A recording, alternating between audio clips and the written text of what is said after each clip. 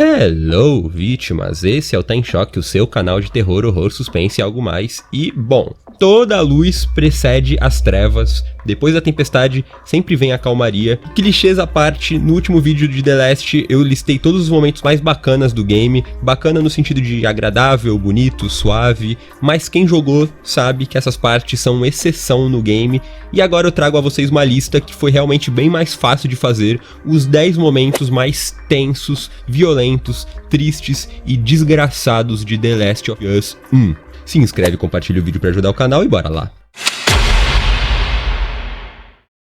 Como não começar justamente do início da nossa história, onde, após uma breve introdução dos personagens, a gente vê a Sarah, filha do Joel, acordar no meio da noite e já começar a sentir toda a mudança no ambiente. Os barulhos lá fora, o noticiário pegando fogo na TV, e de repente tudo acontece. O Joel chega desesperado na casa, o vizinho deles, infectado já, invade a casa e tenta atacar eles, o Tommy chega, e assim eles partem dali de carro, e acaba de começar então o apocalipse zumbi. Num segmento cinematográfico, e a gente ainda pode ver ali na estrada uma casa pegando fogo. Essa intro do jogo é tão fascinante que sempre dá vontade de ligar e jogar só esse começo.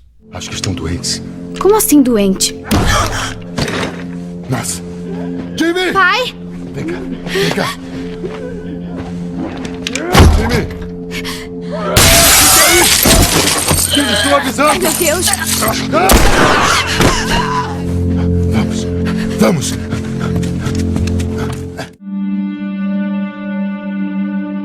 Agora, é claro, o momento que acontece logo depois disso, um dos ocorridos mais tristes da história dos videogames, que é a morte da Sarah.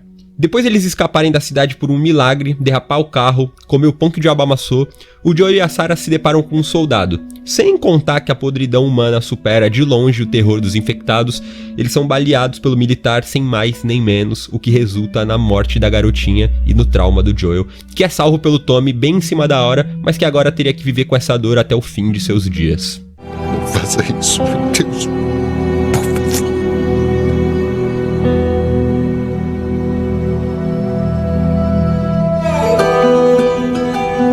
Isso foi muito marcante não só pela maestria como o acontecimento é conduzido, todo um gameplay com ela, uma garotinha inocente, geralmente esse tipo de personagem é super protegido pelo roteiro, costuma ser intocável e só vai morrer de repente bem lá na frente, mas não, os caras matam ela logo na intro e você fica... Hã? E aí você olha pra capa do jogo e percebe que a garotinha não era a Sarah e sim a mina do X-Men. Oh my god.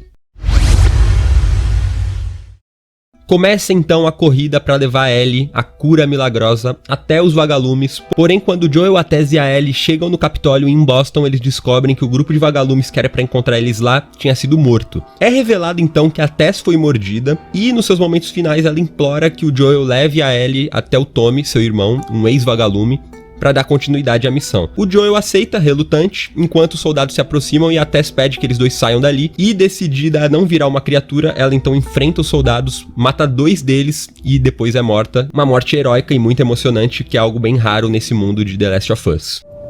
Vai. Não dificulta as coisas. Eu posso lutar. Não, vai embora! Vai de uma vez. Outra personagem super interessante que sai de cena precocemente, em outra decisão corajosíssima da Naughty Dog, a Tess, que inclusive no Brasil tem a mesma dubladora da Angelina Jolie, é super carismática e cativante, fica até sugerido fortemente ali que ela e o Joel têm algum lance além de amizade, e é bem revoltante quando a gente pode ver até o corpo dela de longe enquanto a gente foge dos militares. Procurando pelo Bill, um conhecido do Joel que pode ajudar eles a conseguir um carro, eles se deparam com várias armadilhas deixadas pelo maluco, até que o Joel acaba caindo numa delas, ficando de cabeça para baixo. A Ellie vai então cortar a corda pra soltar ele, mas enquanto ela faz isso com certa dificuldade, a situação fica muito complicada quando infectados se aproximam do armazém aos montes, e daí você assume o Joel e precisa atirar nas criaturas penduradas de cabeça pra baixo. Já é difícil mirar nesse jogo, nessa hora então o bagulho fica muito louco. Você ainda tem que impedir que eles peguem a Ellie e o Joel fica gritando, xingando os bichos, mano, é de roer as unhas. Eles estão chegando!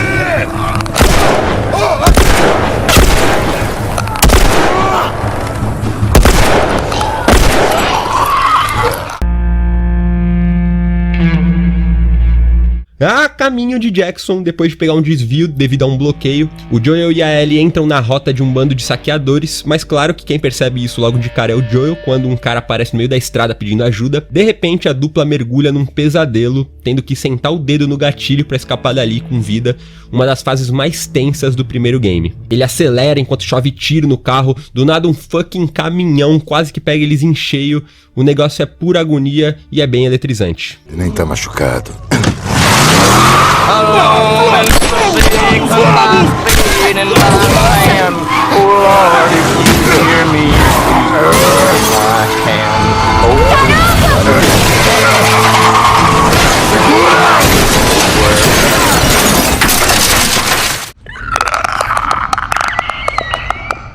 Pouco depois a gente conhece os irmãos Henry, que é um cara de 30 anos, e Sam, um garoto da idade próxima da Ellie, e depois de algumas aventuras juntos, os quatro se aproximam, o Joel convida eles pra ir pra Jackson também, tudo parecia tranquilo, a sensação de segurança é sempre maior quando o grupo cresce, né? Mas tudo muda quando Sam é mordido por um infectado. Fato esse que ele não conta pra ninguém, com receio, e na manhã seguinte a Ellie vai até o quarto chamar ele e é atacada.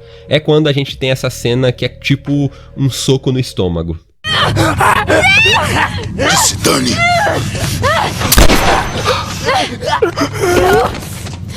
Merda! Ellie, você tá bem? Aham. Ai, meu Deus. Sam? Oh, não. Sam?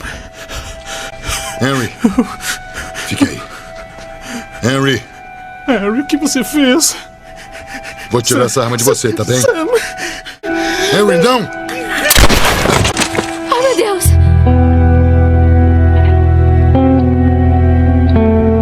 Mais uma dupla de personagens bacana que morrem cedo, do mais absoluto nada, e mais um trauma pra coleção do Joel e da Ellie. Bem mais na frente, quando o Joel desiste de deixar a Ellie com o Tommy, já super apegado a ela e vice-versa, né? Eles aos poucos vão se aproximando do hospital onde estão os vagalumes. Infelizmente, eles são surpreendidos por um novo grupo de assassino que chega em peso, metendo bala no prédio que eles estão. E durante a fuga, uma tragédia quase fatal acontece.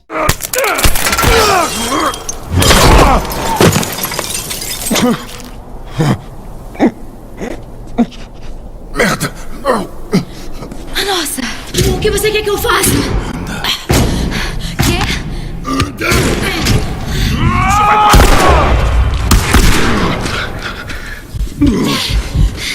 Eu coloco a mão aqui na costela até hoje vendo isso, imagina a dor que um cara desse deve sentir. E depois disso, Joel fica entre a vida e a morte, só escapa dessa graças a Ellie que lida com a situação, leva ele pro abrigo, cuida da ferida, arruma remédio, tudo mais. E o preço que ela paga por isso vem no próximo momento.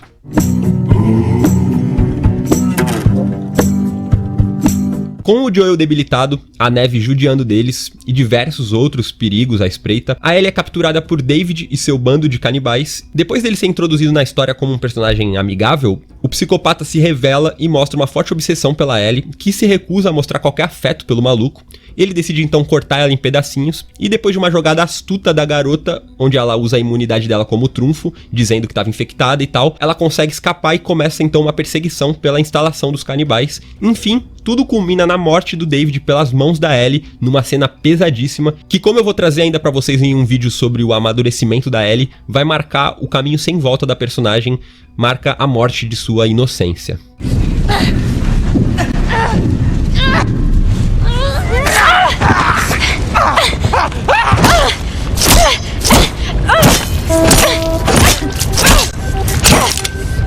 Ellie! Para! Para! Não toque em mim! Não! Bem, sou eu. Olha. Sou eu. Ele tentou. Joel.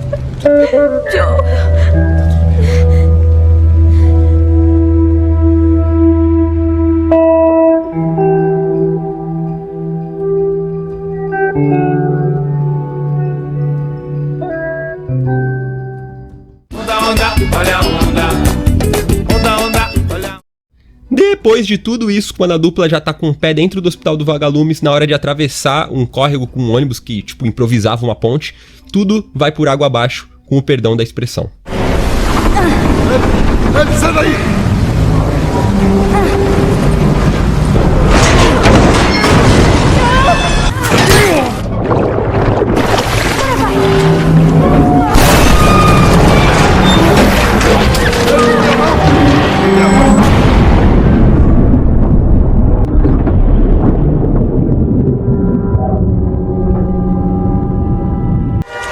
Mãos pra cima! Ela não tá respirando. Falei mãos pra cima, porra! Vamos, Ellie! É um veneno atrás do outro, eles estavam procurando aqueles caras ali há 1000 anos e os filhos da mãe aparecem bem na hora derradeira só pra atrapalhar. E o pior é que você não sabe o que aconteceu com a Ellie, se ela morreu, se ela tá viva. Depois a gente sabe que ela tá lá sedada e a gente só vai ver ela consciente de novo lá no final do jogo, depois que tudo de ruim que tinha pra acontecer já aconteceu. E pra fechar a nossa lista, é claro, não podia ser diferente. O Joel se depara com um dilema terrível. Deixar ele morrer e salvar a humanidade, ou salvar sua filha e deixar a humanidade ir pro brejo. E eu digo dilema entre aspas, pois, como sabemos depois, nunca houve dúvida na cabeça do Joel. Permitir que a Ellie morresse estava fora de questão. E aí depois é toda a carnificina que se segue. Aliás, eu joguei esse jogo na maior dificuldade possível, porque eu demorei muito pra conseguir jogar. E aí quando eu peguei eu queria ter uma experiência mais singular. E aí, mano, toda a dificuldade que tem pra você matar os vagalumes com o armamento pesado é a fase onde o filho chora e a mãe não vê, porque já tá morta.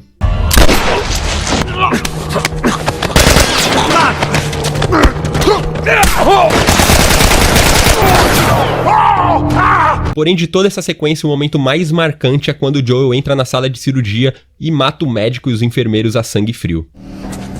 Eu não vou deixar você levar. Eu não se Animal! Tudo bem que a terceira enfermeira é opcional, você pode deixar ela viva, mas até parece que alguém deixa, todo mundo mata, eu sei, mas é o nosso segredo de boa. E depois disso a gente ainda tem uma cena muito emocionante do Joel correndo com a Ellie nos braços, coisa que faz alusão direta ao início do game quando a Sarah morre. É idêntica e, putz, só de falar já arrepia aqui. E essa foi nossa lista, muito obrigado vítimas por assistirem até aqui. Se vocês colocarem algum outro momento específico, deixa aí nos comentários se eu deixei alguma coisa legal de fora. A gente se vê na próxima, até mais.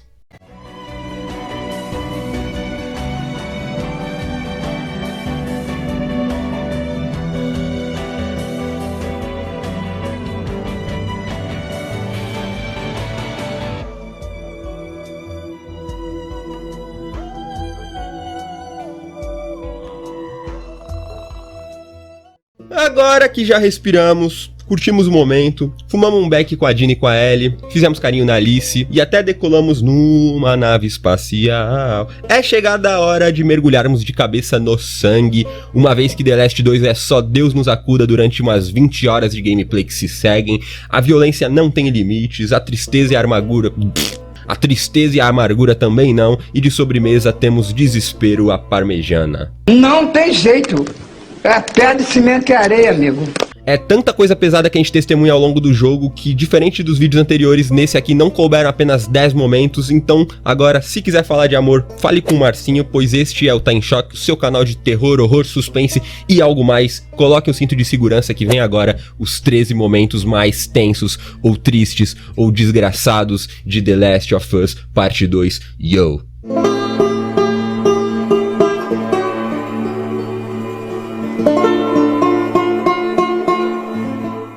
Depois da maneira que se conclui o primeiro game, uma coisa que eu tive certeza depois de muita reflexão durante todos esses anos à espera de uma continuação foi que a vida, o destino e, é claro, as pessoas não iriam deixar barato pro Joel.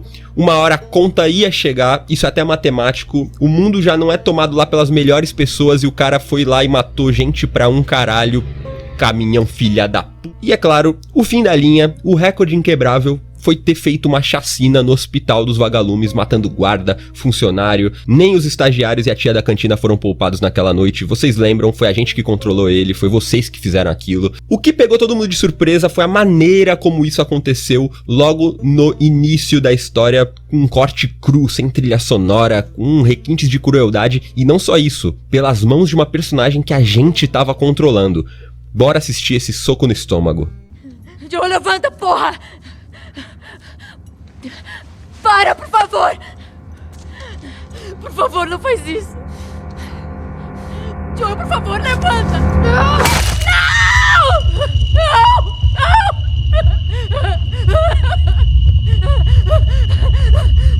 Queima no inferno, pendejo.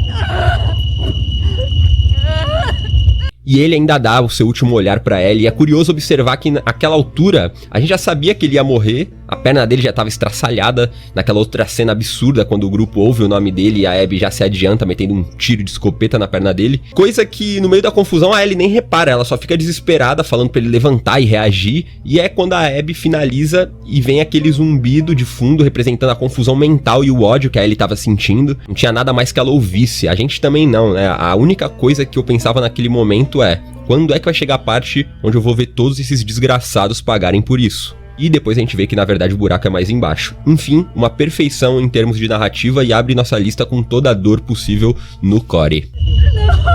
É arriscado deixá-los vivos. Foda-se, porra. Eu vou matar vocês!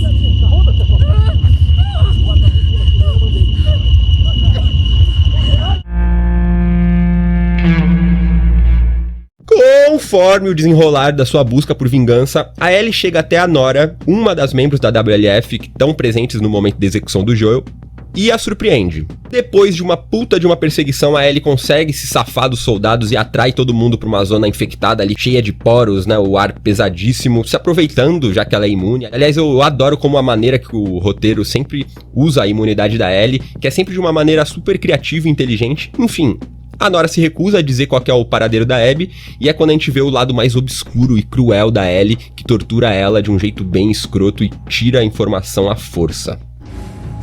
Eu não vou entregar a minha amiga.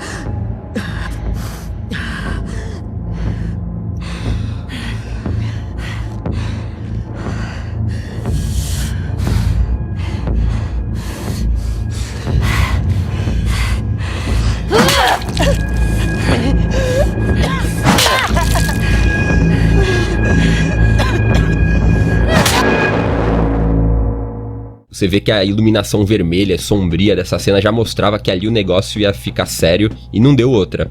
A Ellie já tava on trevas nessa altura, pagando um preço psicológico altíssimo depois, como a gente vê na outra cena que ela volta pra Dina, com as mãos sujas de sangue, né, em todos os sentidos. Fiz ela falar.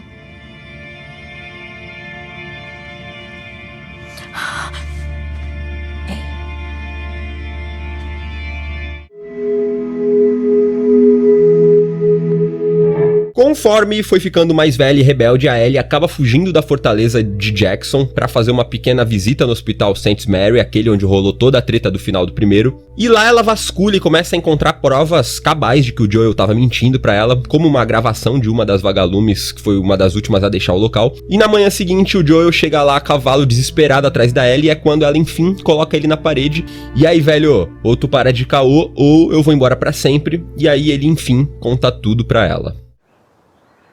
Fazer uma vacina.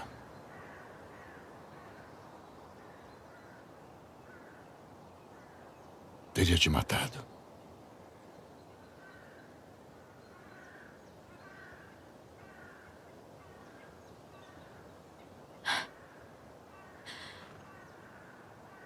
Eu não deixei.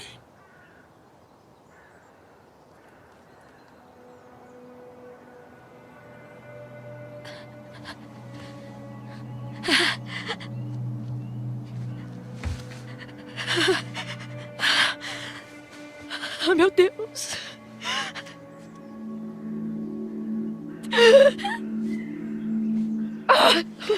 É um momento triste porque a gente vê a quebra da relação entre os dois. A gente entende o tamanho da angústia que a Ellie sente numa hora dessa, afinal você descobrir que podia ter dado pra humanidade uma cura, mas em vez disso seu pai foi lá e matou dezenas de inocentes e ainda por cima escondeu isso o tempo todo. Você se sente traído, além de tudo, e impotente porque é uma coisa que não dá pra reverter, e foi a escolha mais importante da vida dela que outra pessoa resolveu tomar por ela. E nossa, aqui a qualidade do game dá um show na expressão facial dos personagens, que você vê o Joel endurecer que nem uma pedra pra tirar forças e dizer as palavras. Em resposta vem a Ellie, que fica destruída, tomada pela tristeza. É sem precedentes, e é claro, foi triste e ao mesmo tempo necessário, porque não ia rolar conviver com aquela sombra entre eles pra sempre. A merda ia ter que ir pro ventilador uma hora ou outra. Seguindo.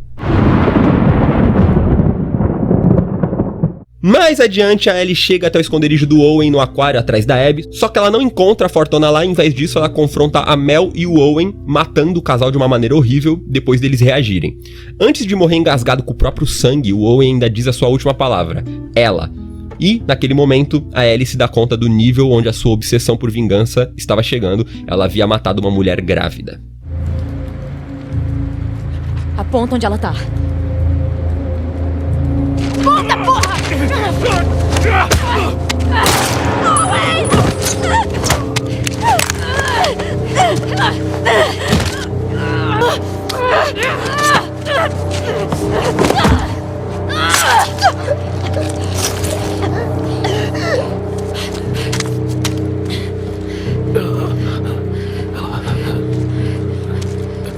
Me diz onde a Abby tá. Onde é que ela tá?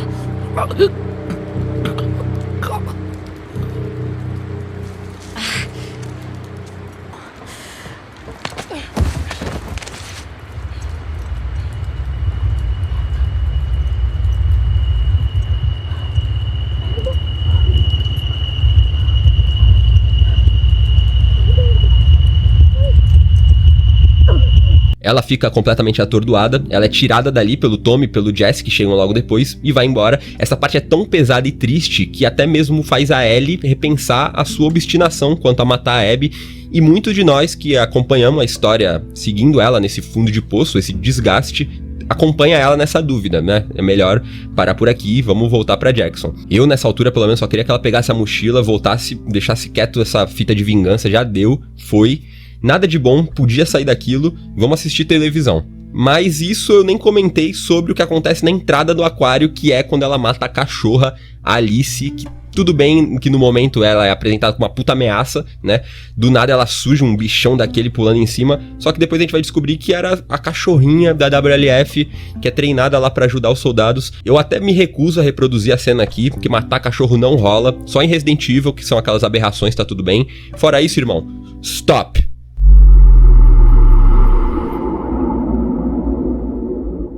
Depois disso, a gente volta 3 dias no tempo pra campanha mostrar pra gente os eventos do ponto de vista da Abby, e depois de apresentar o pai dela, a vida que ela tinha antes da grande virada, é um aperto no coração ver o momento em que ela encontra o corpo dele lá na sala, né, que o Joel entra, mata ele, salva ele, etc. O grito de dor que a Abby dá, e aí eu já ressalto a dublagem do Brasil, que dá um show. Cara, é uma reação que se aproxima muito da realidade, é super identificável. E a montagem nessa hora deixa tudo mais foda, porque a câmera já foca na agonia da Abby enquanto ela é amparada pelo Owen, e depois a gente já tá vendo a Ellie, momentos antes de finalizar o Joel, já endurecida pelo tempo, pela vingança, pensando nessa noite pra lembrar a ela mesma, né, do porquê que ela tava fazendo aquilo. Épico. Porra, ele ainda tá nesse prédio? Esse é meu. Abby. Não! Abby, não olha. Pai! Abby. Não! Não!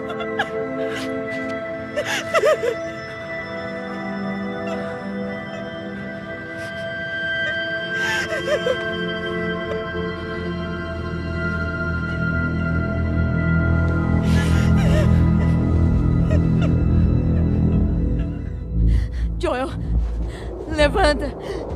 Joel, levanta, porra! Morri! Depois de ser capturada pelos Cicatrizes, ou Serafitas, seita religiosa que vive em pé de guerra com a WLF, a Abby é levada pro seu julgamento. Eles interrompem o seu enforcamento para que uma mulher, muito da estranha, abrisse a barriga da Abby com uma faca, porém isso é adiado quando eles trazem a Yara, uma Serafita, para ser interrogada sobre o paradeiro do seu irmão, já que ambos foram considerados apóstatas devido ao leve ser trans. Ao cuspir na cara da líder, os capanga martelam o braço da Yara pro nosso horror, uma das cenas mais pesadas e surpreendentes do jogo.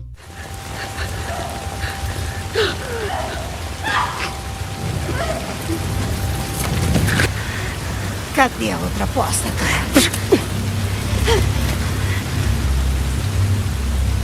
Corta as asas dela.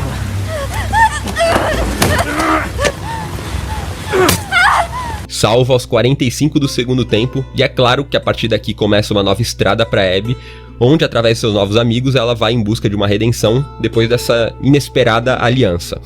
Essa parte é muito tensa, E quando eu assisti que a Abby começa a sufocar naquela corda, eu pensei, lá se vai.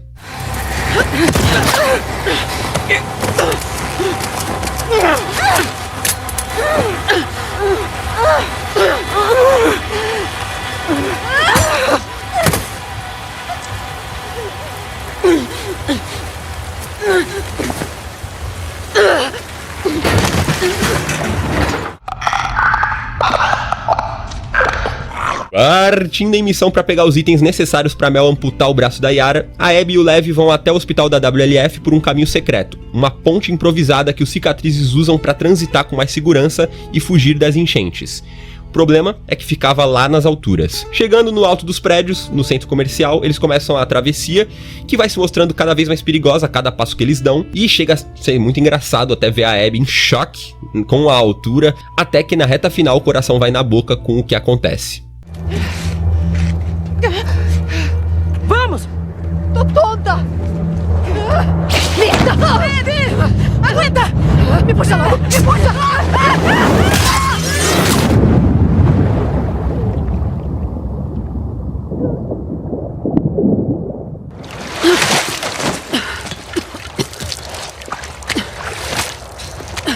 Tá pronta? Puta que pariu, a agonia toda vez que aquele treco de madeira fazia um crack.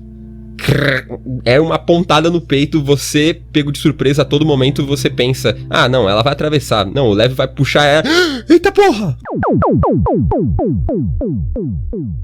Quando o Lev volta pra Ilha dos Serafitas atrás de sua mãe, a Abby vai atrás dele e no caminho topa com o Manny, seu melhor amigo, acho que dá pra colocar assim, né? Numa situação delicada. Tem ali um atirador de elite na maldade pra meter ferro nos dois. Eles então se unem e após muito sufoco, quando a gente menos espera... Bora. A Abby então troca a porrada com o atirador, que pra nossa surpresa é o Tommy, e aí você fica, quê?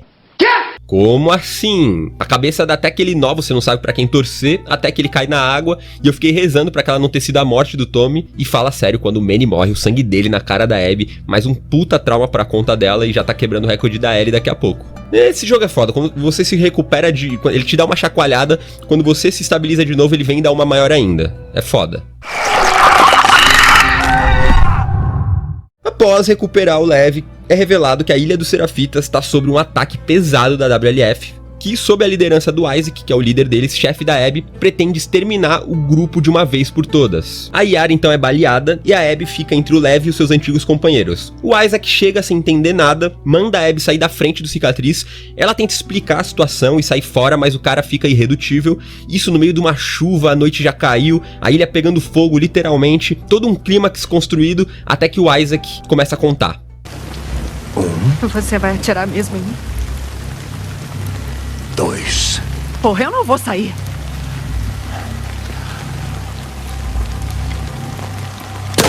Não, mas que porra!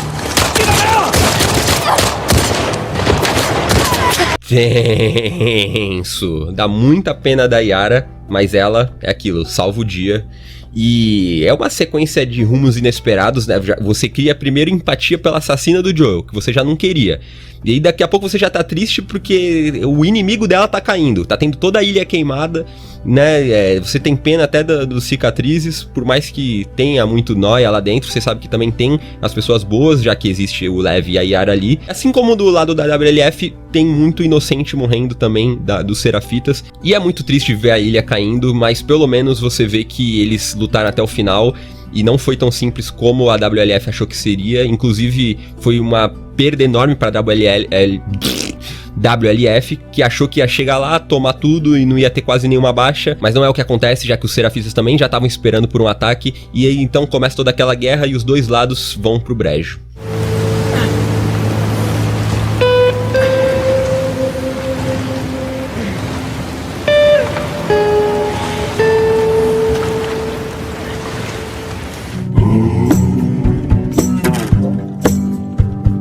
Chegamos então novamente ao reencontro da Abby e a Ellie lá no teatro. A Abby rende o Tommy, ao que a Ellie e o Jesse vão correndo até ela, e logo, ao abrir a porta, o Jesse já é baleado na cara. Elas então começam a conversar e a tensão vai subindo, você não faz ideia do que pode acontecer.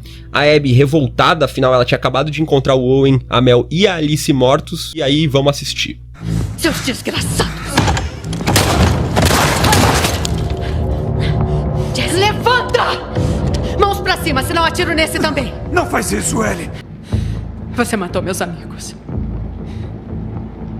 Deixamos vocês viverem. E vocês jogaram fora! Tome! Vambora!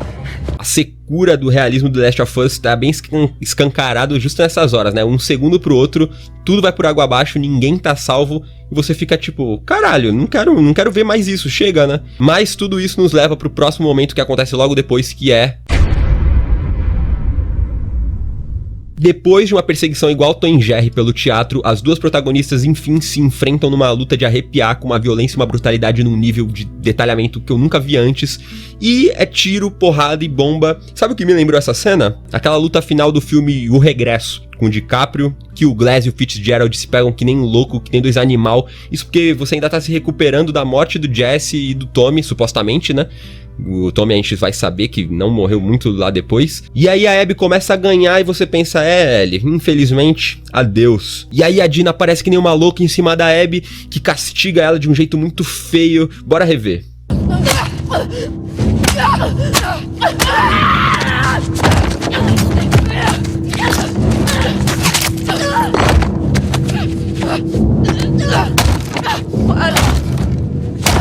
Para!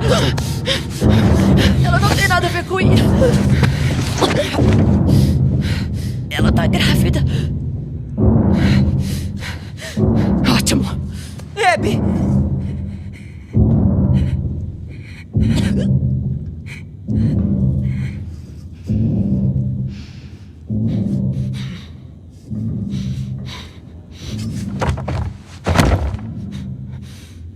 Santo Leve, o anjo no ombro da Abby. Se não fosse por ele, a coisa ia terminar de um jeito muito mais feio. Depois de assistir isso, eu tive até que tomar um copo d'água. E o engraçado é que logo depois, corta pra uma cena, um ano depois, com as meninas já vivendo na fazenda. Sendo que eu tava tipo, ok, a Abby não finalizou, mas a chance delas morrerem por decorrência daquela luta era assustadoramente grande, né? Mas não, se recuperaram, tiveram até bebê, saíram no lucro. Brigam por qualquer razão. Conhecemos então toda a vida da Dina e da Ellie que elas construíram depois de todo aquele trauma, e elas recebem uma visita inesperada, principalmente pra nós, né? Que é o Tommy.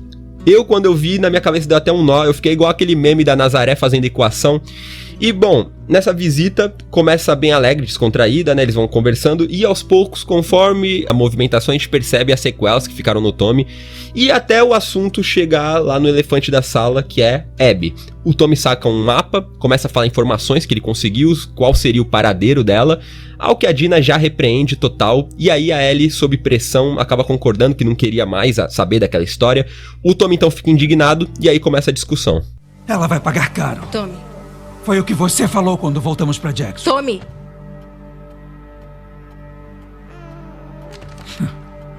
Que piada. Tommy, você sabe pelo que a gente passou. Me poupe. Ela fez uma promessa. Eu tô pouco me fudendo. Eu sei muito bem, Dina. É bem a sua cara. Escuta aqui. Todo. Você nunca mais volta com esse papo de... Sabe o que tem?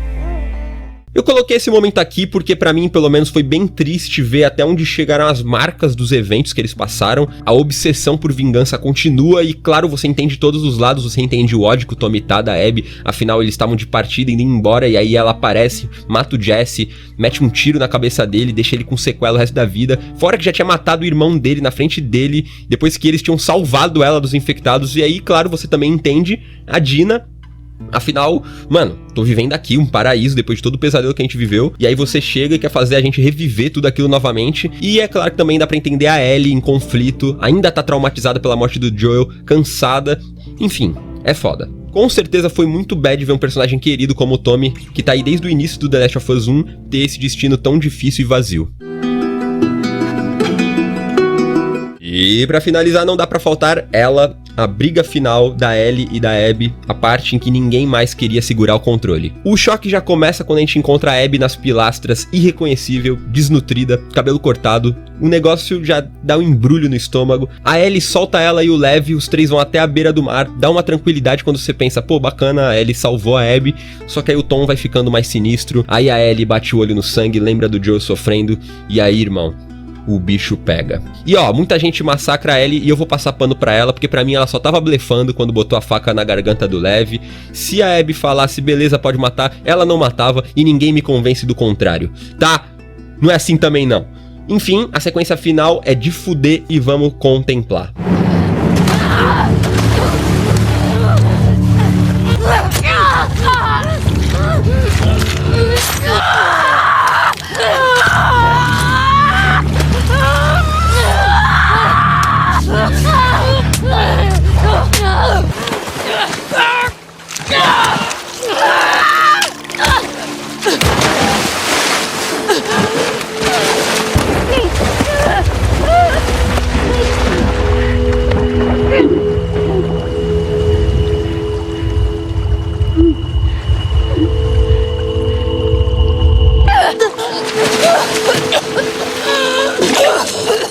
Ai, meu dedo! Meu dedo! Eu não sei, a Abby deve ser parente do Kratos, a bicha não morre, mano, teimosa. Cada vez que a Ellie cortava ela, eu sentia junto. E aquilo também, apesar de toda a violência e agonia que dá nessa parte, não tem como não enxergar também beleza, já que é aqui que a Ellie se lembra mais uma vez do Joel. Só que enfim, ela lembra dele num momento de paz, ali na varanda, violão. E nisso ela coloca um ponto final nessa história, deixando a Abby e o Lev irem embora. A Abby ainda dá uma olhada pra trás, já meio que entendendo o que tinha rolado. Sabe-se lá o que diabos aconteceu com ela e com o Lev, e assim se encerra o conflito de um dos maiores jogos de todos os tempos.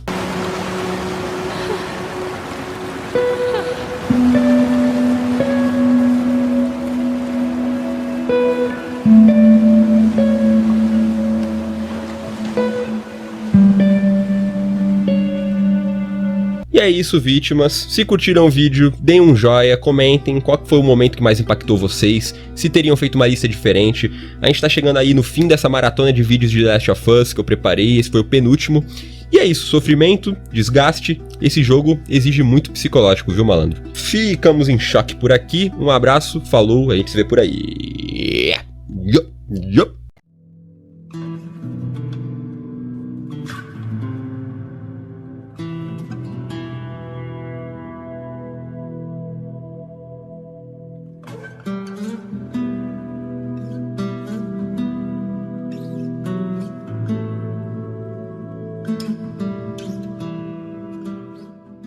Salve, vítimas! Dando sequência aos nossos vídeos de The Last of Us, hoje eu trago pra vocês uma lista com os 10 momentos mais fofos, mais softs, mais engraçados ou inspiradores, enfim, momentos legais de The Last of Us 1, que apesar de ser um game onde a gente mal consegue respirar, já que você sai de uma situação de desespero e já entra em outra, de alguma forma acontecem essas situações que dão um pouco de descontração e alívio, tanto pro jogador quanto pros personagens.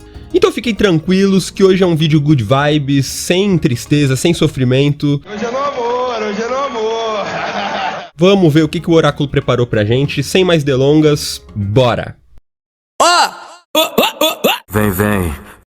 Na primeira cena a gente já é introduzido a relação do Joel e da Sarah, sua filha, no dia do surto, algumas horas antes do surto estourar, e é muito bacana a naturalidade com que eles interagem, né? O trabalho em cima dos personagens é tão bem feito que você acredita que tá realmente vendo ali um pai e uma filha no momento do cotidiano. E a Sarah, por mais curto que seja o tempo dela em tela, a gente consegue se afeiçoar tanto a ela conquista o jogador por causa da sua personalidade brincalhona, o seu apego ao pai, o quarto dela que é super estiloso, e logo de cara ela já solta essa pérola aqui. Onde arrumou grana pra isso? Drogas. Eu vendo drogas pesadas. Que bom, pode ajudar na hipoteca então. É, vai sonhando. Oi! Vai! Depois deles comerem o pão que o diabo amassou pra conseguir um carro, a Ellie revela que furtou algumas coisas do Bill, que é aquele cara que ajuda eles antes, que deve um favor pro Joel e tal. E entre as coisas que ela rouba dele, tava uma revista adulta masculina, com imagens ali de homens nus, coisa e tal, né? O que resulta nessa trollagem da garota. Ellie, isso não é pra crianças. Uou! Nossa, como ele consegue andar com essa coisa? Joga isso fora, Peraí, eu quero ver por que falam tanto sobre isso. Ah, por que as páginas grudam? Eu tô de sacanagem com você. Tchauzinho!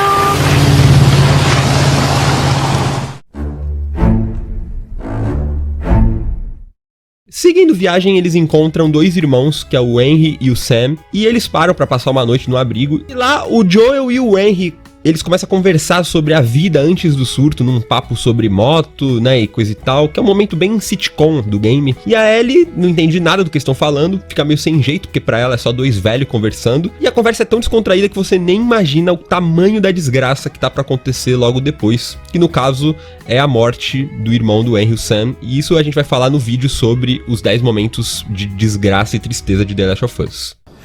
Como foi? Foi bom, foi muito bom. Bom? Dá pra acreditar nesse cara? Vamos, cara, conte os detalhes, descreva. Quer saber? Vocês merecem um pouco de privacidade. Não, Ellie. Essa não é só uma moto normal, sacou? Você sobe nessa malvada e sente o motor. Não tem nada igual. Ah, é? Quando a Ellie e o Joel finalmente estão chegando na usina de Jackson, ela pergunta pra ele o que tinha acontecido entre ele e o seu irmão Tommy, que antes disso a gente tinha visto ele só ali no início do game, antes da passagem de 15 anos no tempo, e o Joel fala que eles tiveram alguns desentendimentos e que ele acha que a última frase que ouviu do irmão foi "nunca mais quero olhar pra sua cara". Quando eles chegam nos portões, depois de um momento ali de tensão, o Tommy aparece e assistimos a este belo reencontro. Espero que estejam perdidos. Não sabíamos que o lugar estava ocupado, só estamos tentando passar. Passar pra onde? Tá tudo bem. Conheço ele. Esse aí é o meu irmão. Tommy. É você, Joel. Como é que você tá, irmãozinho? Não acredito. Deixa eu te ver. Como você tá velho. Calma, tua hora também vai chegar. Essa é a Maria. Seja legal com ela. Ela comanda as coisas por aqui.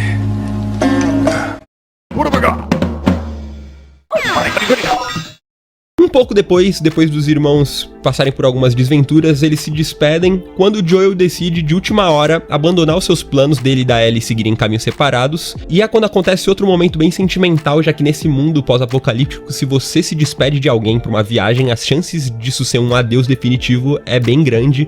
Dificilmente você vai ver a pessoa novamente, seja devido à sua morte ou à morte dela. E é muito bacana como de repente o Joel, que ia deixar a bucha na mão do Tommy, né, o Tommy que ia levar a Ellie pro Hospital dos Vagalumes, ele percebe que o destino dele já estava traçado, e aí a gente tem esse espetáculo narrativo. Ellie, desce do cavalo. Devolve ele ao Tommy. Vou ficar com um amigo se estiver ok pra você. Vamos, não me faça repetir tudo. O que tá fazendo? Sua mulher me assusta. Não quero ela atrás de mim. Desculpa roubar seu cavalo. Volta pra cidade, vamos conversar pelo menos. Você me conhece, já me decidi. Tem lugar pra você aqui, você sabe. Tá bem? Tô bem. Adiós, irmãozinho. Vai.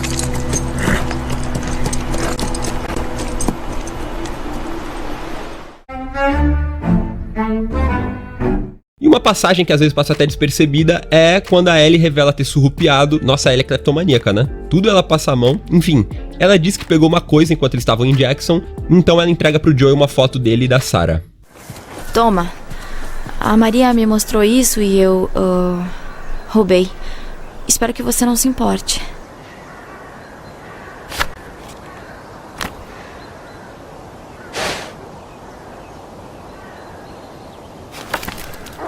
Ah!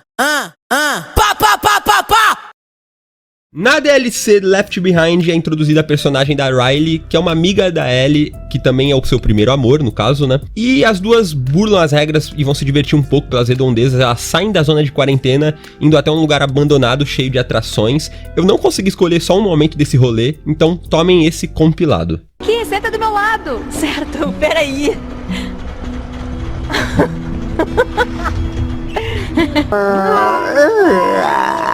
Ok, sensualizando. Ai, que sexy! Droga! Você vai pagar por isso.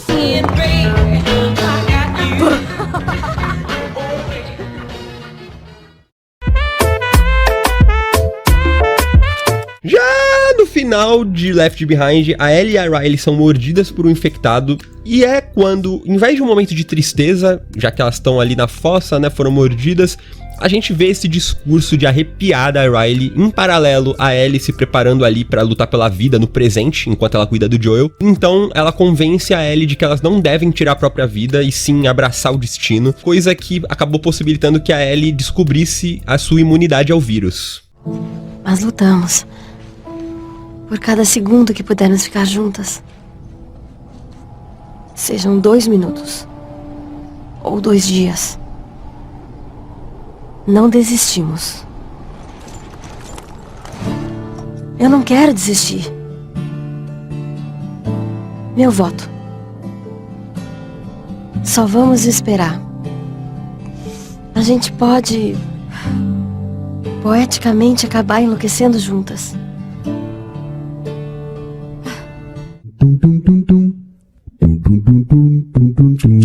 Nos momentos finais, antes da dupla chegar no hospital, eles vivem um momento contemplativo ali de muita paz, ao mesmo tempo misterioso até, eu diria. E eu me refiro a quando surgem as girafas, que é uma cena icônica da série, que as girafas brotam ali do nada, a Ellie faz carinho, então elas seguem caminho adiante. E eu digo misterioso porque é inexplicável como naquele mundo canibal, devastado, podre, aquelas criaturas lindas estavam ainda vivas e caminhando por ali, que é uma cena emocionante com um simbolismo muito forte. Não assuste ela. Não vou. O que você tá fazendo? Tudo bem. Vem cá. Vem, rápido, anda.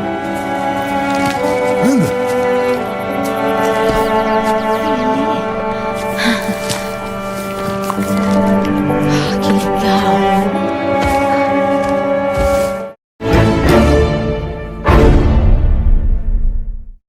E por último, uma passagem bem rápida, pouco antes do encerramento do game, quando eles estão voltando pra Jackson depois de todo aquele pesadelo vivo. O Joel fazendo a sua escolha de salvar ela, a Ellie chateada com o desfecho, já que ela acreditava que poderia dar uma chance pra humanidade através da cura. E nisso a gente pode ver, através de uma pequena fala do Joel, que ele, enfim, agora estava confortável em falar sobre a sua filha, Sarah, sem angústia nem dor, bem diferente do que a gente vê durante todo o jogo, quando ele nem consegue sequer pronunciar o nome dela. Acho que eu nunca contei, mas Sarah e eu fazíamos caminhadas assim. Ela era boa, eu corria para acompanhá-la. Acho que vocês duas teriam sido boas amigas. Acho que gostaria dela. Ela gostaria de você. Sim. Vamos. Olhem lá embaixo. Estamos quase lá.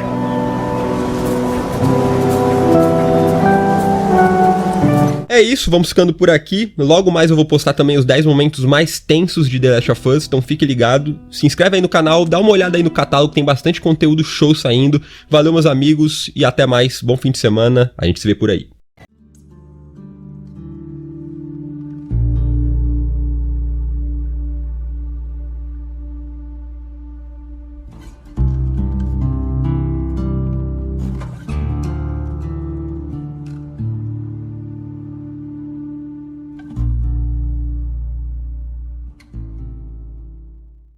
Passa mal,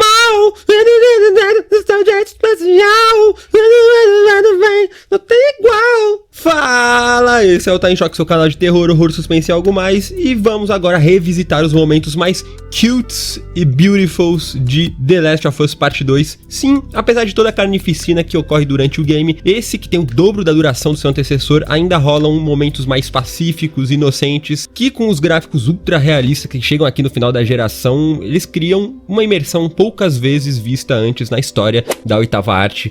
Então vamos lá, lembrando é claro que o like e a inscrição de vocês é essencial para ajudar o canal, então façam as honras.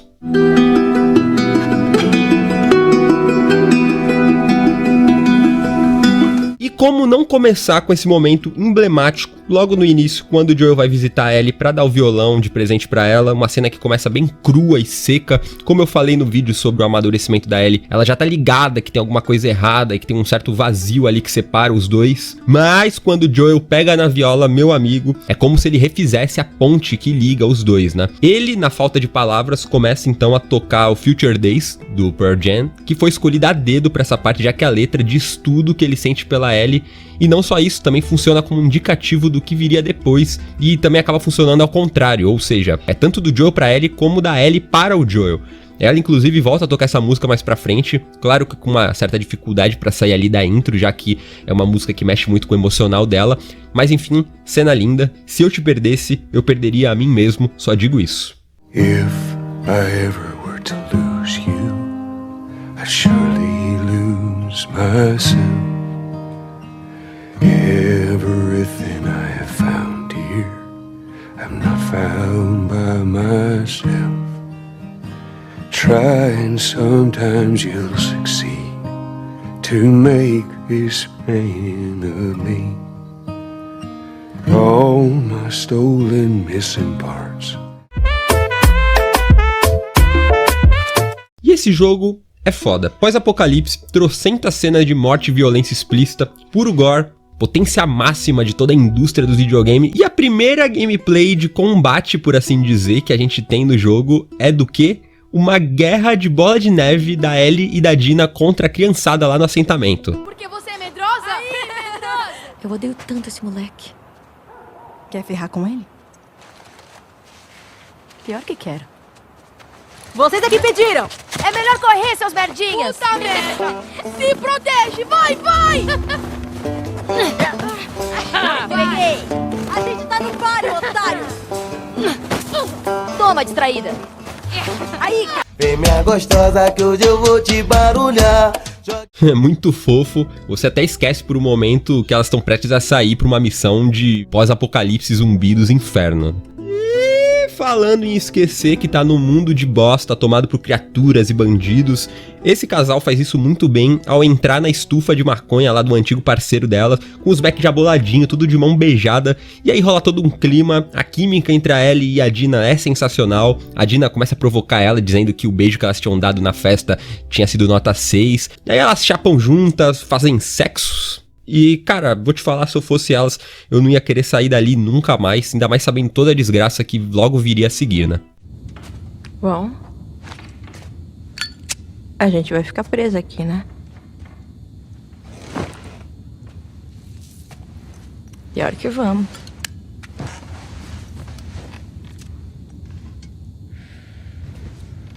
Isso daqui dá uma cadeia.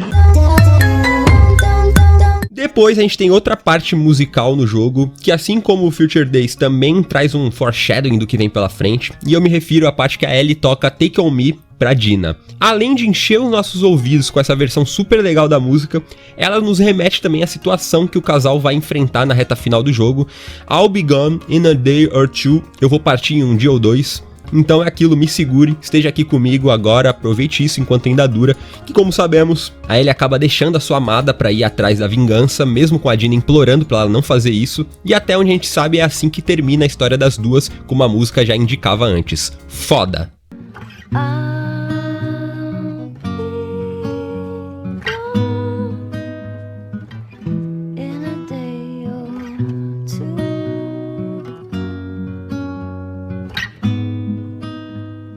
Quero ir pro espaço sideral.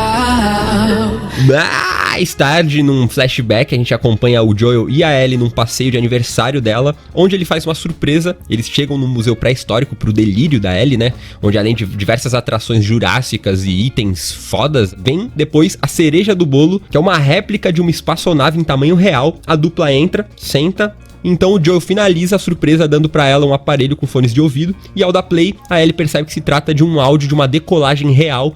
É aí então que vem uma cena linda, única, magistral, cinematográfica, que dá um close bem dado assim na cara da Ellie, enquanto a imaginação dela transporta ela e a gente, né? Ela sente como se estivesse realmente num foguete, e nesse momento assim é como se ela esquecesse tudo e todo o resto. Uma passagem emocionante e perfeita.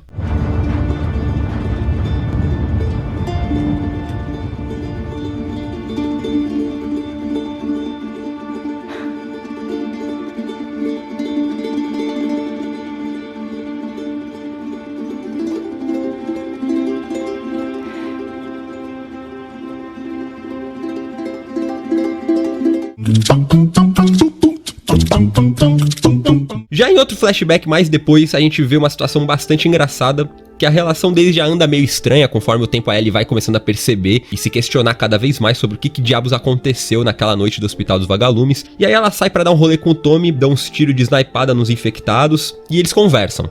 O Tommy pede pra ela parar de evitar o Joel, porque ele já tava ficando meio preocupado. Não tem por que se preocupar. Eu sei que não. Mas se você não falar nada, ele vai achar que tem algo errado. Ele faz aquele papel do tiozão, né, o Tommy, e aí ela promete que vai ficar de boa com ele, então eles encontram o Joel um pouco depois, e é muito divertido de ver ele todo encucado. Eu diria que dá até pra notar um pouquinho de ciúme que ele tá do Tommy com a Ellie ali, é um sarro. Aí o Tommy manipula a situação e faz eles darem um rolê pra se reconectarem, um momento bem sessão da tarde em The Last of Us. Os tiros lá fora foram vocês, né? Eram só uns retardatários. E a Ellie testou a minha mira. E aí, gostou? Aham, gostei.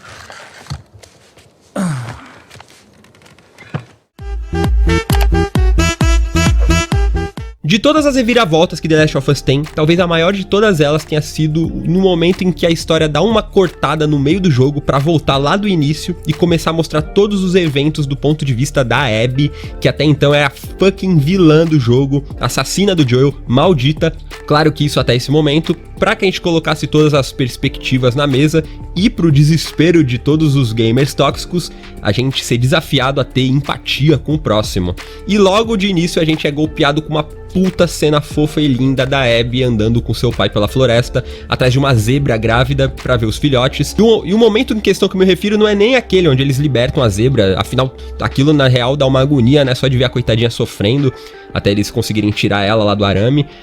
Mas sim, todo o papo que eles batem na trilha, sabe? É muito pai e filha natural, igualzinho o Joel com a Ellie barra Sarah, né? O pai da Abby já é mais um tipo palhação, ele fica indagando ela sobre o namoro dela com o Owen.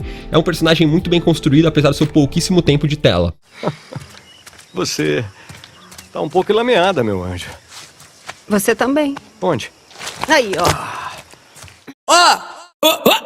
Vem.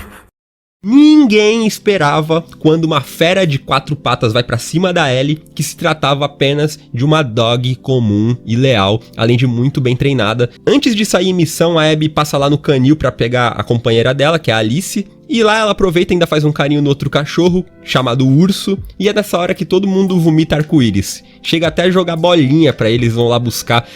Ah, Naughty Dog. Você ainda vai me matar do coração. É a única que aguenta a sua chatice. Deixa de ciúme.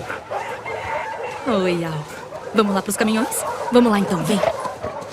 O sorriso vale mais que um diamante. Se você vier comigo, aí nós vamos adiante. Depois de tanta violência, tanta ocorrência que o índio não tava entendendo nada, O delegado fumava um charuto fedorento. a gente é presenteado com uma sequência na fazenda onde vive ali a Ellie com a Dina e o JJ, o novo bebê delas. E foi quase impossível escolher só um momento entre tantos que tem nessa parte que aquecem o coração. Tem eles brincando e olhando no espelho, tem dança em família, carinho no cabritinho, mas o que mais me tocou lá no fundo da alma é quando a Ellie senta no trator com o JJ e simplesmente contempla.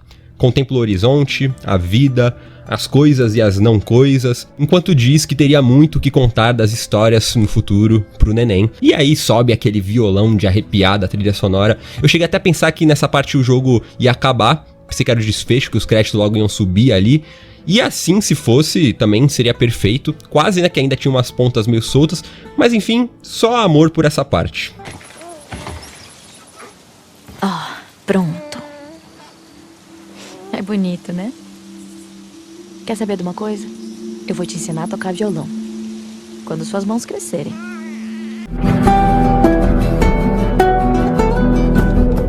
E pra finalizar temos o final, que é a última recordação da Ellie pelo Joel. E sim, eu fiquei com muita dúvida se eu colocava esse momento aqui ou na lista dos tristes, mas como na lista dos momentos tristes tem só violência e desgraça, cabe muito melhor aqui nesse vídeo, já que apesar de ter todo um tom melancólico, afinal, você sabe que ali foi a última conversa que eles tiveram antes do Joel morrer, eu encaro como, sabe no Divertidamente, quando a tristeza e a felicidade se unem e criam um sentimento ambíguo? É isso, é seco, delicado, difícil, porém extremamente necessário, já que é nesse diálogo bem sutil que a Ellie demonstra pela primeira vez um pequeno indício de que poderia perdoar o Joel pelo que ele fez, ainda que demorasse, que fosse um processo longo. E olhando em retrospecto, você imagina como tudo isso teria sido pior pra ela se ela não tivesse ido até a varanda dele naquela noite, se tivesse terminado tudo com ele brigado.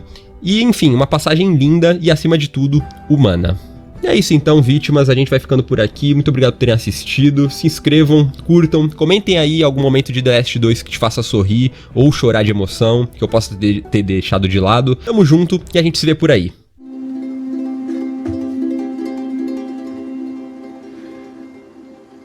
A gente se vê.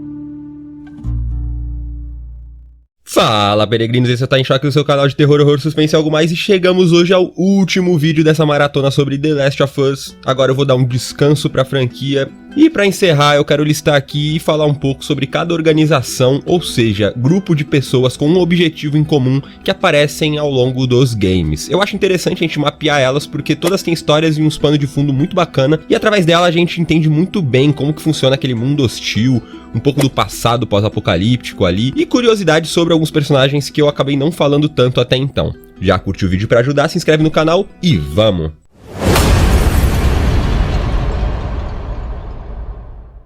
Agência Federal Responsável por Desastres. É uma facção antagônica ali do primeiro jogo. A Fedra é tipo um dos últimos remanescentes do governo dos Estados Unidos, que tá em atividade aí após uma década e meia de surto, e depois desse ali de 2013, esse grupo assumiu o controle dos militares e aí deu tipo um golpe de poder e assumiu a porra toda. Tentando conter a pandemia, a Fedra faz os militares mover todos os civis não infectados para grandes zonas de quarentena nas cidades grandes, só que aí o autoritarismo deles trouxe a criação dos Vagalumes, que era uma milícia dedicada a derrotar a Fedra e restaurar o governo, além de, claro e principalmente, encontrar uma cura para a doença. Com o passar do tempo surgem vários problemas para eles manterem as zonas de quarentena, entre os principais deles a escassez de alimento, os ataques dos vagalumes e outros surtos de cordyceps que estavam rolando lá dentro das zonas. E em 2033, 20 anos depois do surto, quase todas as zonas de quarentena já tinham sido abandonadas, só ficando um punhado no país inteiro, como em Boston,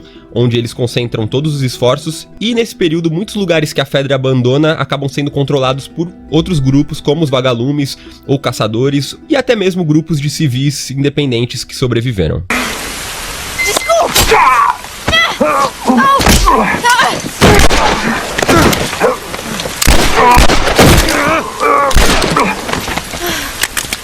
Ah, droga! Em The Last 1, a Fedra ainda tem um certo poder, com o controle do que sobrou do exército dos Estados Unidos, e é quando Joel, a Ellie e a Tess escapam da zona de quarentena e eles mandam os soldados atrás deles. Já na parte 2, em 2038, 5 anos depois, a Fedra já abandonou a zona de quarentena de Seattle há muito tempo, e é rapidamente mencionado através de alguns artefatos que eles ainda estariam ativos lá no Novo México lutando contra uma nova organização chamada The Ravens, os Corvos.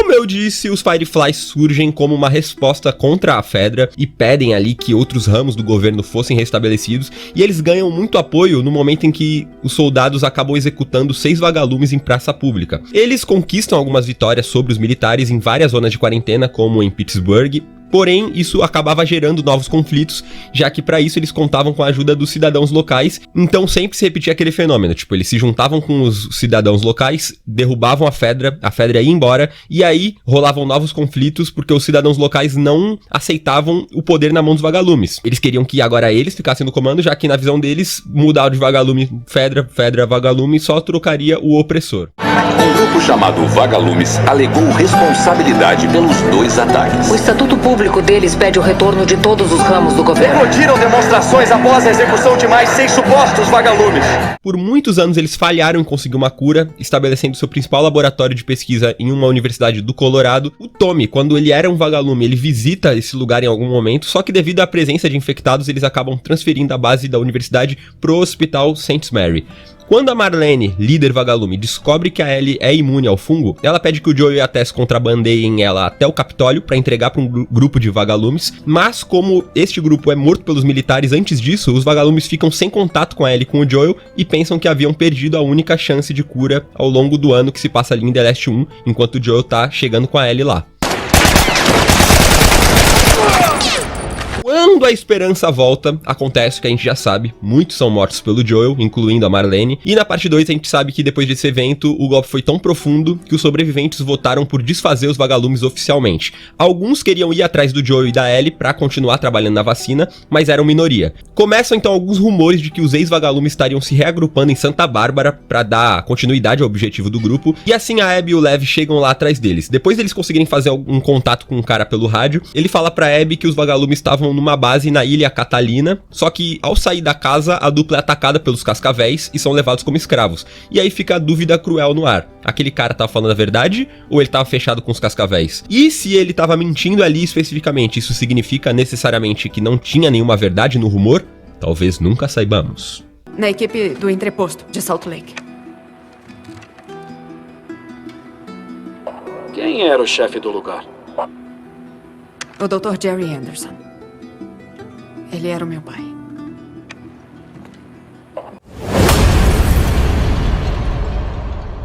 Os caçadores são compostos por ex-cidadãos de zonas de quarentena que foram abandonados pelos militares, alguns deles por se recusar também a obedecer os vagalumes, e a falta de suprimento acaba levando eles a se degradarem como caçadores assassinos que matam os peregrinos para conseguir suprimentos. Aqueles que a gente vê durante o primeiro jogo são residentes de Pittsburgh, e depois de anos vivendo numa zona opressora passando fome, o povo de lá começou a chamar a Fedra de mentirosa por não distribuir os alimentos de maneira igual para todos, então eles acabam se aliando aos vagalumes. E aí, estoura a maior treta lá, a Fedra é derrubada, vários soldados executados da pior forma possível, e aí depois os vagalumes também vazam, e agora os cidadãos controlam a cidade. Só que isso muda alguma coisa? Não, só piora. O desespero por comida continua, até que um dia uma família passava pela região e um casal de adolescentes assassina eles.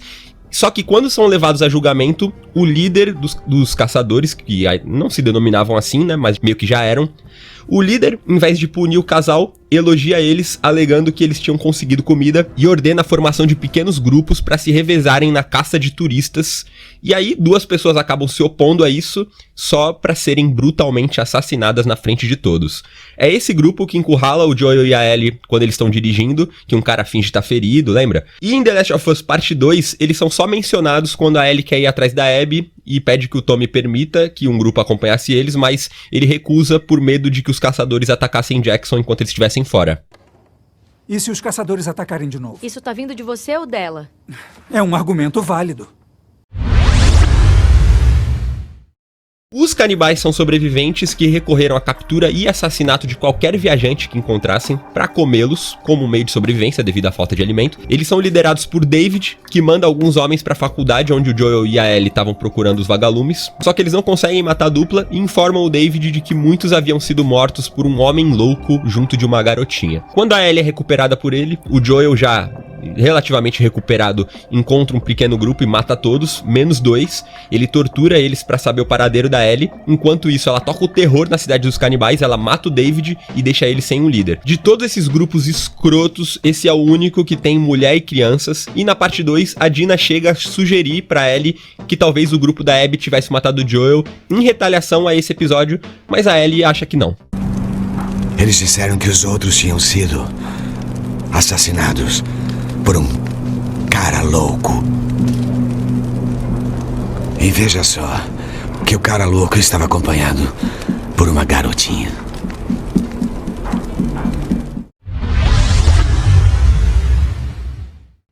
Depois de abandonar os vagalumes, o Tommy encontra uma cidade no condado de Jackson que foi transformada em um assentamento por Maria e seu pai. O Tommy se casa com ela e eles passam a tocar as coisas juntos. Quando o Joel e a Ellie são recebidos lá calorosamente, o assentamento ainda está nos seus estágios iniciais, onde algumas famílias já estão se instalando lá, uma cidade autossustentável, algo que Joel e o Tommy nunca pensaram que fosse possível. Eles conseguem fazer então um gerador funcionar, trazendo energia para uma cidade próxima, e 5 anos depois a comunidade segue sendo próspera, com vários cavalos, vacas, galinhas, estufas, mercados, pubs.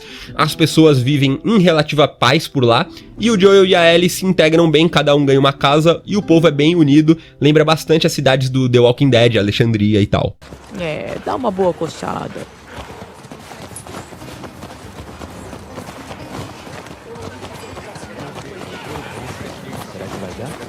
E aí, Jesse? Oi.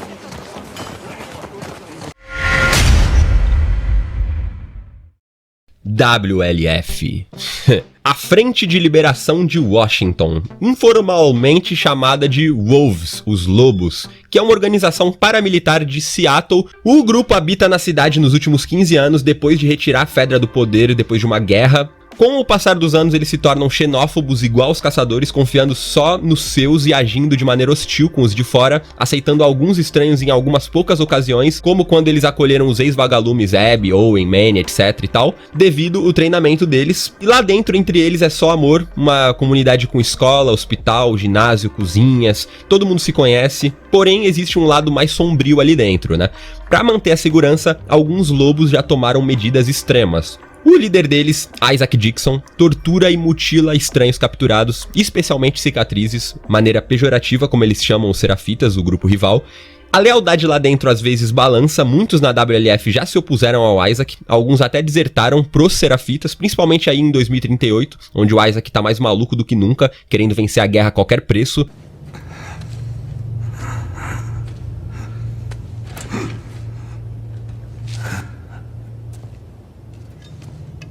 Não deixe ele dormir.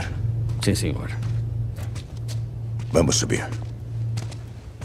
Bem no momento em que o Tommy, a Ellie e a Dina chegam na cidade procurando vingança pela morte do Joel, o Isaac ordena que todos os lobos se reúnam na base operacional para se preparar para um ataque final contra os Serafitas.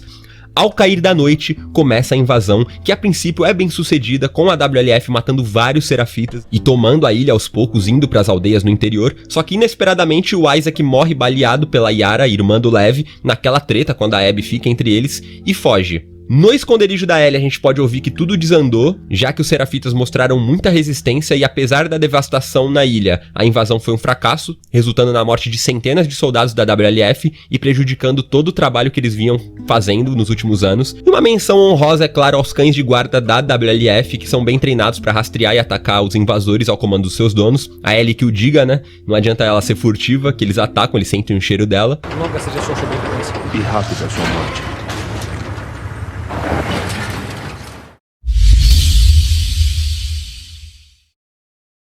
Coloquialmente chamados de cicatrizes, são um grupo religioso primitivista. Eles surgiram ali conforme as pessoas começaram a seguir uma mulher que se considerava uma profetisa. que pregava que a queda da humanidade pelo Cordyceps foi causada pelos pecados e esforços para viver num mundo dependente de máquinas que a humanidade se propôs. Com o tempo, centenas se juntaram a ela e formaram sua própria comunidade numa ilha, a poucos quilômetros da costa de Seattle, e lá eles constroem casas nas árvores, criam fazendas. Os Serafitas prosperam com cerca de 1000 pessoas, batizando a sua cidade de Porto, onde vivia a maioria dos civis. Quando a Fedra é derrotada, a profetisa escreve suas crenças e ensinamentos e começa a pregá-los pela comunidade, basicamente começando uma religião. Depois da sua morte, os anciãos da comunidade passam a odiar a WLF e iniciam uma guerra pelo controle das áreas florestais. Eles criam santuários para homenagear a profetisa e obrigam os membros a aprender as suas orações, começando uma tradição de capturar os invasores e soldados da WLF e estripá-los enquanto oravam, para que assim seus pecados fossem expiados. Segundo Lev, eles usaram os ensinamentos da profetisa para justificar esses atos, embora nada disso conste nos textos sagrados.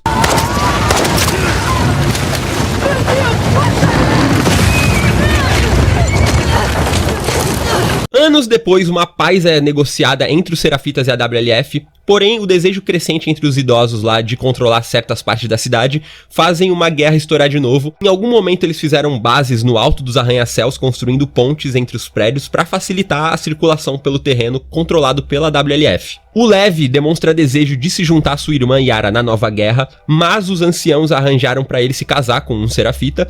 Ele, que é um garoto trans, se recusa e raspa a cabeça, ato que é considerado blasfêmia, traição. Ele e a Yara são então classificados como apóstatas e condenados à morte caso encontrados. A ilha é devastada na sua grande parte depois dos ataques surpresas da WLF, e eles só não foram exterminados por completo porque já esperavam por um ataque há meses, por isso tiveram uma reação rápida, derrotando pelo menos 3 batalhões dos lobos, fora o baile. Todos os Serafitas têm cicatrizes no rosto que a profetisa afirmava como um reconhecimento da imperfeição natural da humanidade. Eles estão tomados por pecado. Libertai-os para que eles conheçam. Uma gangue de bandidos escravistas de Santa Bárbara, na Califórnia, que são inimigos finais em The Last of Us Part 2. Eles são um grupo fortemente armado de sobreviventes hostis que vivem numa mansão à beira-mar. Eles têm várias armadilhas instaladas na cidade toda para pegar infectados que usam como cães de guarda e humanos para serem forçados à escravidão. Os que resistirem demais são mandados para as pilastras, umas vigas de madeira na praia onde eles ficam amarrados e deixados para morrer. Os cascavéis são sádicos, cometem crueldades por diversão. Muitos fugitivos roubam armas só pra cometer suicídio, pra se livrar desses caras. É o grupo mais miserável e nojento da parte 2 inteira. No final, a Ellie, que tá lá à procura da Abby, liberta vários prisioneiros que roubam as armas e atacam os cascavéis, botando fogo na mansão e dando início ali a uma vingança. A gente pegou uma Abby uns meses atrás. Sei. Cavalona. Loira. Bração que nem o meu. Tava com um moleque com a boca toda cortada. E só pra finalizar tem os Corvos, que se sabe muito pouco sobre. Segundo a Dina, é um grupo formado por desertores da Fedra e civis que estavam guerreando contra a Fedra no Novo México. Uma coisa que se sabe é que eles são poligâmicos, ou seja, putanheiros. E é isso então, galera, esse foi o vídeo, valeu por assistirem até aqui. A gente se vê por aí, se cuidem, falou, não esquece de compartilhar o vídeo no Twitter, redes sociais, Instagram, Facebook, compartilha aí no grupo da família, fala, ó, moleque fala de terror, muito legal. Eu agradeço muito e até semana que vem.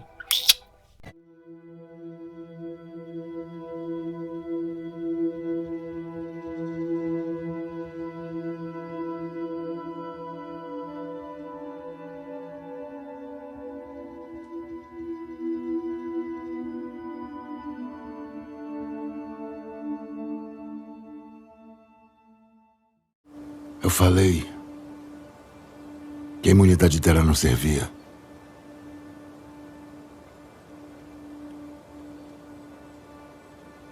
E ela acreditou?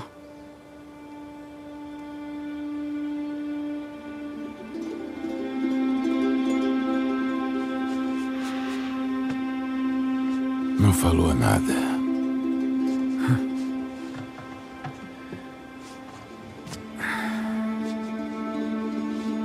O sucesso de The Last of Us em 2013 se deve a muitos fatores, tamanha a excelência do trabalho da Naughty Dog, e um dos principais deles, com certeza, é a afeição que o público criou pelos dois protagonistas, o Joel, um cara durão com passado sombrio de coração fechado, e a Ellie, seu contraponto, uma garota inocente, doce, que apesar de já ter nascido num mundo devastado pelo apocalipse, de alguma forma se mantém intocada por essa ruína, sendo a personificação do que restou na humanidade aos olhos do Joel e também dos nossos, os jogadores. Logo no começo de The Last of Us 2, que saiu no ano passado, 2020, você percebe uma mudança na personagem. É como se ficasse evidente em algum lugar, mesmo sutilmente, que ela havia endurecido. E isso fica claro antes mesmo do incidente traumático que ela enfrenta, o qual a história do 2 vai girar em torno. E eu diria até mesmo antes da passagem de 4 anos no tempo, quando o Joel vai dar pra ela o violão. Ali mesmo, quando a gente não pode mais sentir a alegria, a leveza, a inocência da Ellie, a gente percebe que aquela garota que a gente se apaixonou no primeiro jogo já não existe mais. Mas então, onde foi que essa transformação aconteceu? Esse é o Tá em Choque, seu canal de terror, horror, suspense e algo mais, e aqui vamos analisar em que momento do primeiro jogo foi que a Ellie precisou abandonar a sua antiga eu e dar início à sua jornada até ela se transformar na assassina sangue frio que a gente vê aqui em The Last of Us 2. Vem comigo.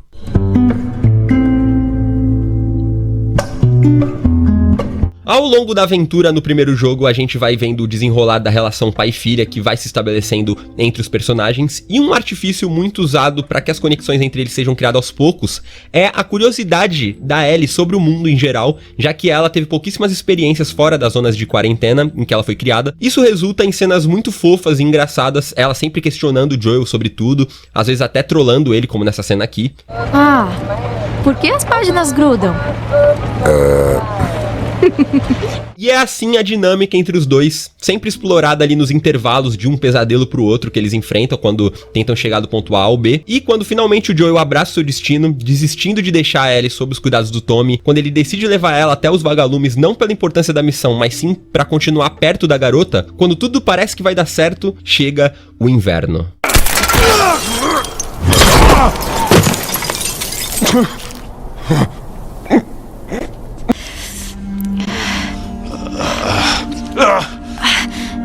Desculpa. Pronto. Terminou. E eu não me refiro só à estação, a metáfora é bem clara. Chega aqui o momento onde a Ellie vai precisar deixar o verão pra trás, a sua infância, o que restou dela no caso, o seu calor, a sua inocência, e só assim ela vai ter alguma chance contra o que estaria por vir. Meu nome é David, e esse é meu amigo James. Estamos com um grupo maior, mulheres, crianças, temos muita fome. Eu também. Mulheres e crianças, todos famintos. Bom, talvez a gente possa trocar algo por essa carne aí. Um Joel gravemente ferido, a temperatura abaixo de zero e um novo inimigo revelado, tudo agora estava nas mãos da Ellie, sozinha, sem nenhum reforço a caminho. Na fuga, o cavalo, cujo nome Kalos havia sido dado pela Ellie mesmo depois do Joel alertar que o mais sensato era não dar nomes para não se apegar ao animal, ele é atingido e morto, e aí ela é capturada em seguida e descobre que o grupo liderado pelo David praticava canibalismo. O vilão tenta criar uma dinâmica super estranha com a garota, mostrando até um fascínio por ela. Com a rejeição dela, ele fica tomado por raiva e decide cortar ela em pedaços, destino do qual ela escapa usando de muita astúcia. Começa então um confronto final entre eles, em meio a incêndio que vai se alastrando pelo estabelecimento. Essa parte toda parece inclusive uma história à parte de todo o jogo, lembra aqueles filmes de suspense da tela quente onde um homem malvado precisa ser detido por pessoas vulneráveis. E é especial.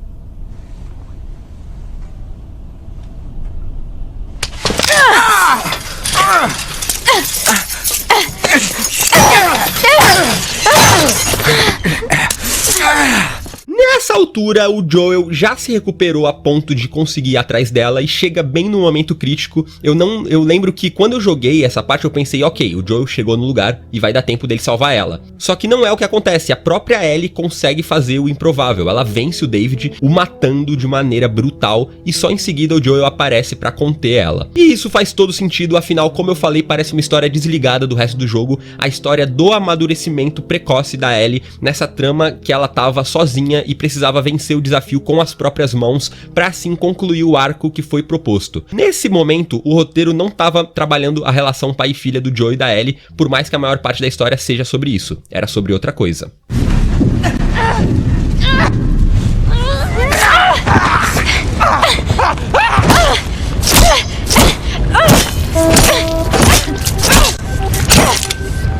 Ellie!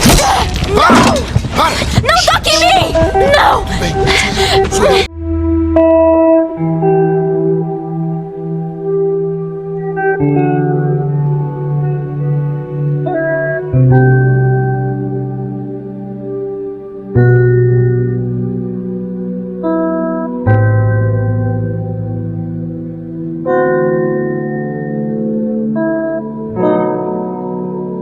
Enfim, depois disso chega a primavera, mas as feridas na garota são tão profundas que fica evidente que ela agora havia mudado, que é como Frodo fala no Senhor dos Anéis, como recuperar sua vida antiga quando tanta coisa aconteceu. E isso somado à última dor que ela ainda ia ter que lidar, que é o fato dela não só não poder salvar a humanidade como ela gostaria, como também saber que isso foi a causa da morte de dezenas de pessoas lá no Hospital dos Vagalumes pelas mãos do seu próprio pai, nos leva de volta ao início do segundo game, onde por mais que ainda a gente veja ela com a mesma idade ali do primeiro, a sua personalidade já tá bem diferente e um silêncio intenso e triste aflige aquele que contempla a obra, no caso, o jogador.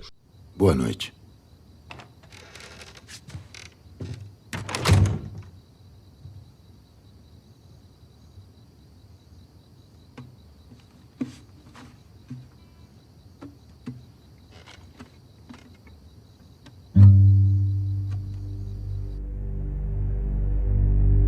E é isso, pessoal. Quem curtiu o vídeo, compartilha aí pra ajudar a gente. Nos sigam nas redes sociais, ativem o sino pra receber a notificação. Tamo junto, valeu, a gente se vê por aí.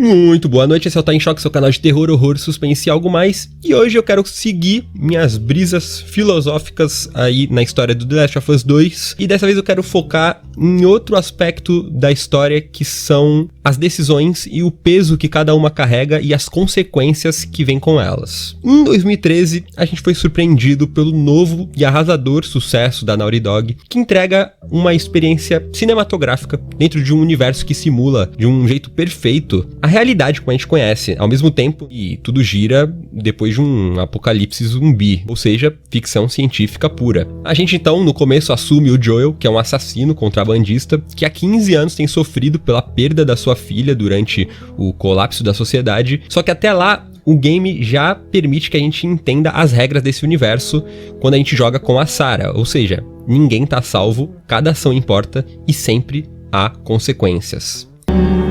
Não, por favor.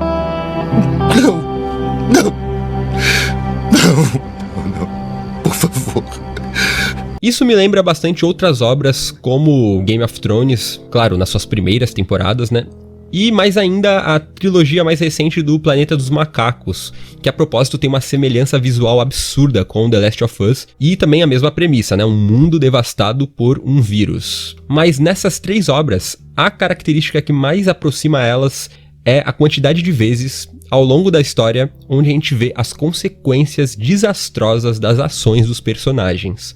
Sejam elas precoces ou tardias, tipo em Game of Thrones. O Jaime Lannister é capturado por homens sem nenhum tipo de código moral, assassinos, né, estupradores, saqueadores. E ele, que é um personagem que é central na trama, conhecido pelas suas habilidades de espadachim, acaba perdendo a mão, porque ele tenta ludibriar o líder do bando. Ele se acha superior intelectualmente ao cara e isso acaba causando a queda dele. O Robb Stark também, um rei, né? Ele quebra uma promessa feita por um lorde rancoroso, o que culmina na sua morte durante uma cerimônia de casamento e é o declínio da sua casa milenar. Tudo porque ele foi burro. Em Planeta dos Macacos já o César ignora os sinais de extermínio e crueldade que o Koba, que até então é seu amigo, demonstra pela raça humana, já que esse por muito tempo sofreu nas suas experiências de laboratório.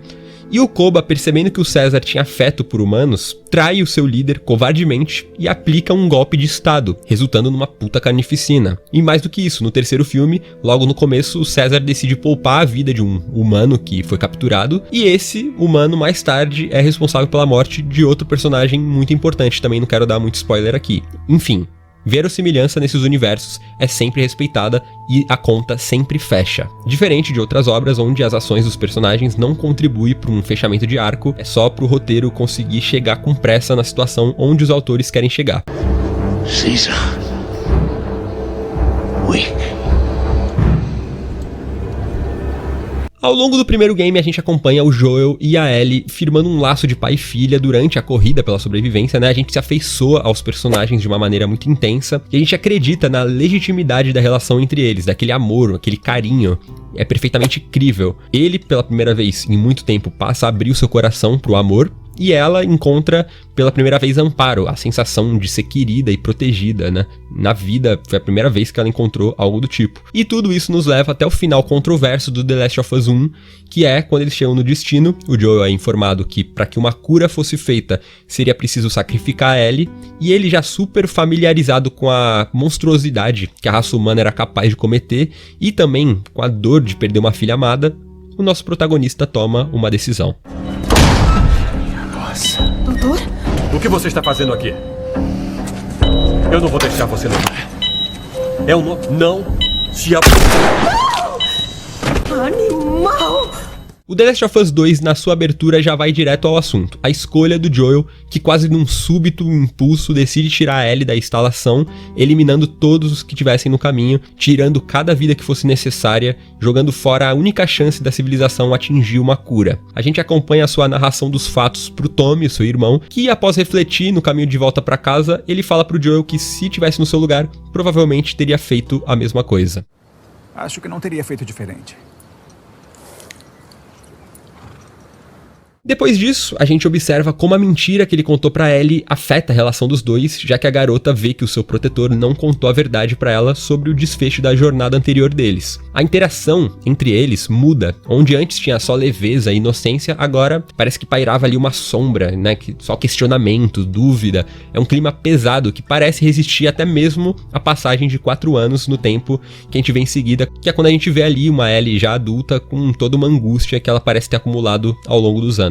A gente contempla então o progresso que eles fizeram em Jackson, uma cidade fundada, né, pelos sobreviventes, liderados pelo Tommy e pela Maria, sua esposa, e todo o sistema de funcionamento lá da fortaleza. Incrivelmente lá mal se podia lembrar que fora dos muros tinha um mundo devastado. Crianças, casais, amigos, animais, tudo moldava a pacífica comunidade, permitindo que os horrores do mundo afora fossem esquecidos, nem que fosse por alguns instantes. A Ellie e a Dina, seu interesse romântico, partem para uma patrulha, e logo após isso a gente toma o controle de uma nova personagem, Abby. Logo a gente compreende que as intenções da Abby contra os nossos heróis são hostis. Ela e seu parceiro Owen, com quem ela tem até um romance secreto, eles rondam as proximidades de Jackson procurando falhas na defesa da cidade, com o objetivo de capturar alguém em especial. Por ironia do destino, a Abby é salva pelo Joel e pelo Tommy durante um ataque de vários... O trio foge pro abrigo onde o grupo da Abby e do Owen tava, e lá o inesperado acontece. A Abby mata o Joel a sangue frio após esse baixar sua guarda por um instante e revelar o seu nome, seja por uma falsa sensação de segurança pela presença do Tommy ou pela proximidade de Jackson, a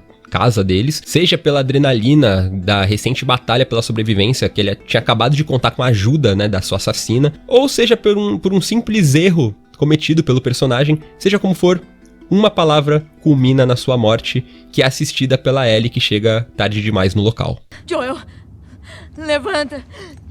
Joel, levanta, porra! Curiosamente, o grupo poupa a vida da Ellie e do Tommy, que voltam devastados para a cidade, e assim começa a nova jornada. Acompanhada da Dina, a Ellie parte para Seattle em busca de vingança, e no percurso muito sangue é derramado, logo surgem as primeiras vítimas da vingança da Ellie, que um por um ela vai eliminando todo o grupo responsável pela morte do seu pai, contando com a ajuda da Dina, do Tommy, que tinha pego a dianteira para vingar a morte do irmão, e do Jesse, ex-namorado da Dina, que queria só ajudar os seus amigos, mesmo que não tivesse nenhum envolvimento com a história.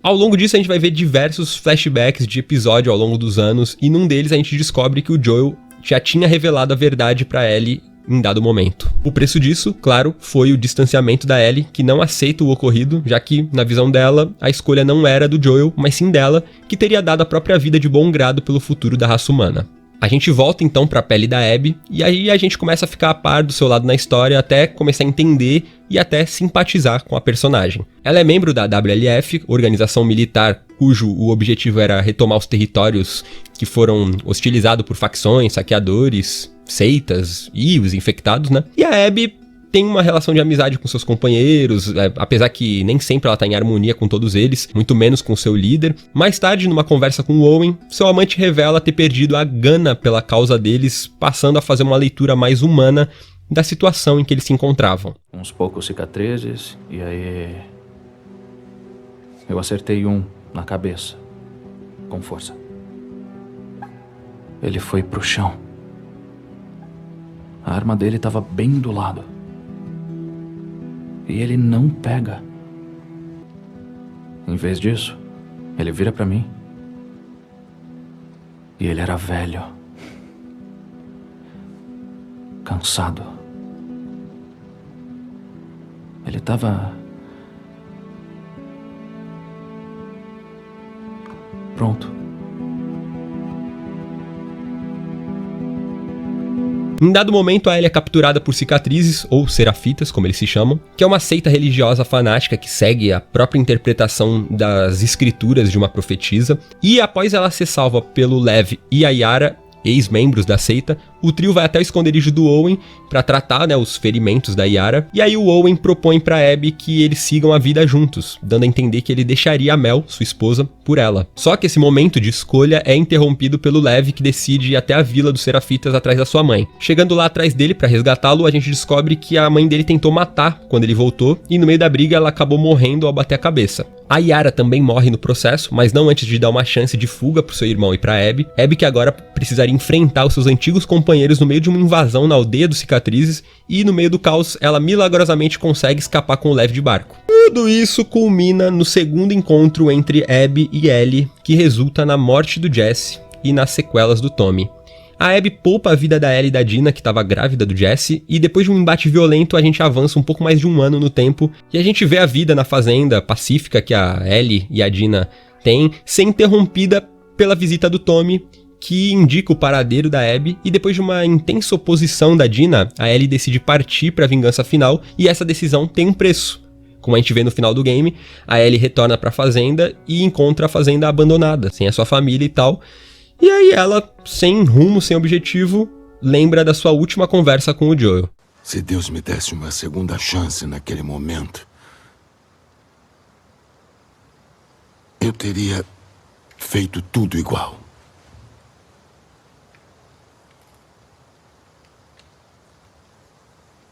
Aqui a gente nota a sutileza do roteiro, que apresenta pra gente uma interação difícil entre dois personagens que foram endurecidos e muito magoados. A gente percebe que é uma cena seca, né, que fala muito mais do que as palavras. Se Deus me desse outra chance, eu teria feito tudo igual. Ou seja, ele nunca tinha aceitado o destino da Sarah, sua filha. É uma ferida que ficou aberta no seu peito por muito tempo, cicatrizando só quando ele conheceu a Ellie, quando ela chegou na sua vida. Essa que já foi a segunda chance que Deus tinha dado pra ele na sua concepção. E só a ideia de deixar sua filha de consideração morrer, isso sim, pra ele seria o fim de tudo, o fim da humanidade. E também vale notar, uma pequena ação da Ellie, que foi ir até a casa do Joel, conversar com ele depois daquela briga na festa, e finalmente demonstrar um indício de perdão pro Joel, foi como encerrar a história dos dois de uma maneira justa e digna. Que no dia seguinte ele morreu. Agora você imagina se o último contato que ela tivesse tido com ele em vida fosse ela brigando com ele daquele jeito super escroto na festa. Ou seja, em The Last of Us, tanto no micro quanto no macro, tudo que se faz reflete de alguma maneira, assim como na vida real. Vou esmagar sua cabeça se você não der a volta e sair daqui. Ai, que droga. Se protejam! Pessoal, muito obrigado por assistir até aqui. Se inscreva no canal caso ainda não seja inscrito. Segue a gente nas redes sociais e a gente se vê por aí.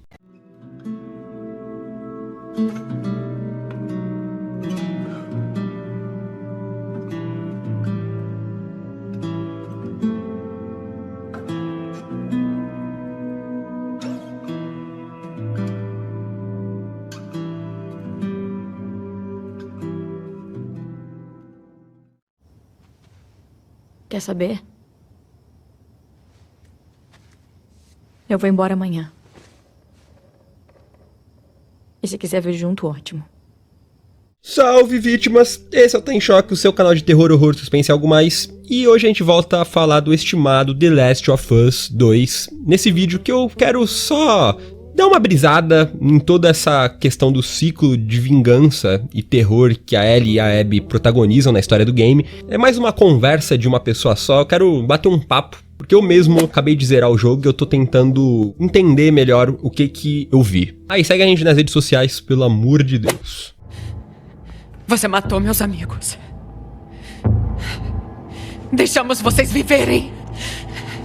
E vocês desperdiçaram. Bom, enquanto que no primeiro jogo desenrola a história com base no nascer de um sentimento, na floração do amor que o Joel sente pela Ellie, essa sequência trata sobre permitir que um sentimento morra, no caso o ódio da Ellie pela Abby. O Joel mata o pai da Abby, a Abby mata o Joel, a Ellie mata o cara da cicatriz, o outro, a Mel e o Owen. O Tommy mata o Manny, a Abby mata o Jesse e sequela o Tommy. A Abby poupa a Dina e a Ellie pelo Lev, e a Ellie salva a Abby e depois poupa ela pelo Joel. Abby, depois de ser torturada e desnutrida, parte sem rumo com o Lev num barco. A Ellie é deixada pela Dina, fica sozinha e vai embora sem rumo. Muito foi criticado sobre a Ellie ter poupado a Abby no final. Quando na abertura do jogo ainda eu assisti o assassinato a sangue frio do Joel, um personagem querido que a gente era familiarizado, estranhamente pelas mãos de uma personagem recém-apresentada e que pior, era controlada por a gente, o jogador, me veio um misto de emoções, raiva, tristeza, curiosidade, é claro, afinal não se sabia quais que eram as motivações da nova, entre aspas, vilã da história. Eu também senti um senso de inevitabilidade, já que dentro do contexto que o Joey se encontrava, depois de tantos anos de luta no mundo hostil daqueles, com tanta façanha, tanta morte acumulada ao longo desses quase 20 anos de pós-apocalipse, a morte dele faz todo sentido. O que pega a gente de surpresa é a maneira como ela é jogada na nossa cara. Esse é meu irmão. Joel.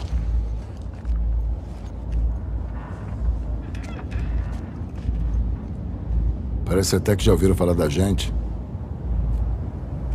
É porque já ouviram. Começa então a busca por vingança. A gente assume a Ellie, arma na mão, maldade na mente, e até metade do game a gente percorre Seattle atrás dos membros do grupo da Abby, e a Ellie passa a eliminar não apenas eles, mas qualquer um que fique entre ela e o seu objetivo, encontrar e matar a Abby. O abalo psicológico da Ellie vem quando ela, sem saber, mata uma mulher grávida, ainda que entre muitas aspas, legítima defesa, uma vez que ela tava ali atrás de outra pessoa e tal. E depois de voltar pro teatro onde ela tava abrigada, a Ellie é surpreendida pela Abby de novo, e é nesse momento climático que a história volta no tempo pra nos contextualizar melhor, revelando a perspectiva da Abby desde o final do primeiro game. E é revelado então que a garota era filha de um médico, o mesmo que seria responsável pela criação da vacina através da Ellie e que depois seria morto pelo Joel. O maniqueísmo dos personagens, que nessa altura já tinha sido rompido, o é ainda mais quando a gente vê o conflito nos envolvidos. E afasta aquela ideia do cientista malvado que queria só brincar com a vida da Ellie, e aí a gente tem uma dimensão de quantas vidas tinham sido afetadas pelos ocorridos daquela noite. Meu Deus! Doutor! O que você tá fazendo aqui? Não vou deixar você levar ela. Ela é o futuro. Pensa em todo mundo que vamos salvar. E é quando a gente avança para uma Abby já endurecida pelos eventos, quando a sua vingança já havia sido concluída. Quando ela acaba tendo seu caminho cruzado com o Lev e a Yara, dois cicatrizes fugitivos, ela constrói entre eles uma relação parecida, ironicamente, com a do Joel e da Ellie no game anterior. Eles eram de mundos diferentes, tinham objetivos e visões diferentes sobre as coisas, mas detectaram algo uns dos outros que permite mais tarde a criação de uma família. Mais tarde, na sua tentativa de resgatar o Lev na Ilha dos Serafitas, quando ele vai atrás da mãe dele, a Abby encontra o seu amigo e companheiro de serviço, o Manny, que tá tendo problemas com um sniper, e depois de muita batalha, o Manny acaba sendo morto pelo atirador, que é revelado ser o Tommy. Ao voltar pro esconderijo, a Abby descobre os corpos da Mel e do Owen, assim como da sua fiel cadela, Alice. É quando tudo isso nos leva ao presente, quando, depois de matar o Jesse, a Abby atira na cabeça do Tommy e trava o seu embate com a Ellie, do qual ela vai sair vencedora, poupando a vida da Dina e da Ellie a pedido do Lev. Para!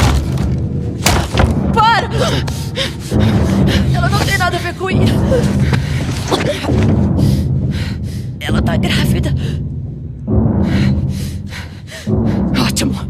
Abby!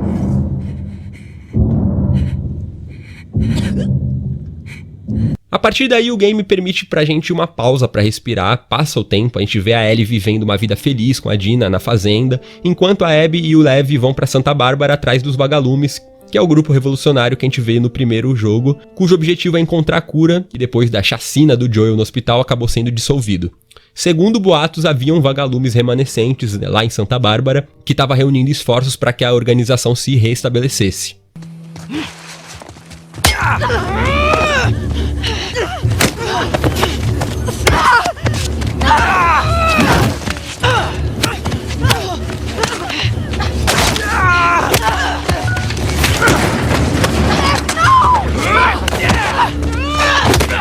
Ao sair de uma casa, a Abby é capturada por um grupo de matadores chamado Cascavéis, e meses depois a Ellie chega na região à sua procura e depois de algumas desventuras acaba encontrando a sua inimiga pela última vez. É você. A luta entre elas à beira-mar é intensa, mas no fim a Ellie sai vitoriosa. Era a hora dela então encerrar o ciclo de vingança, poupando a vida da Abby, que segue o rumo com o Lev pelo mar. Eu tenho ouvido muitas críticas a respeito desse desfecho, já que muita gente queria que tivesse sido diferente, que a Ellie tivesse matado a assassina do Joel e tal, mas eu tenho pra mim que esse teria sido o caminho fácil, enquanto que a Naughty Dog optou pela escolha mais corajosa. Aquela atitude, pra mim, não significa que a Ellie havia perdoado a Abby. Ela só concluiu naquele momento derradeiro que nada daquilo mais fazia sentido. Ela se lembra do Joel, não na sua morte terrível, lembrança que atormenta ela ao longo do jogo inteiro, mas sim num momento pacífico na varanda da casa dele, onde ele olha pra ela com aquele olhar paternal. E como em muitos momentos do The Last of Us 2 nos entrega um roteiro sensível e pontual, onde o que a gente vê diz, às vezes, muito mais do que os diálogos. O Joel jamais iria querer que a Ellie tivesse saído de Jackson pra ir atrás de vingança, se expondo a tanto perigo, e com certeza ele não ia querer que ela matasse sangue frio uma mulher vencida, cujo ainda um garoto inocente dependia dela. E é isso que a Ellie se dá conta, e é isso que segura a mão dela, tipo, ué, Pérez, mas e a vingança?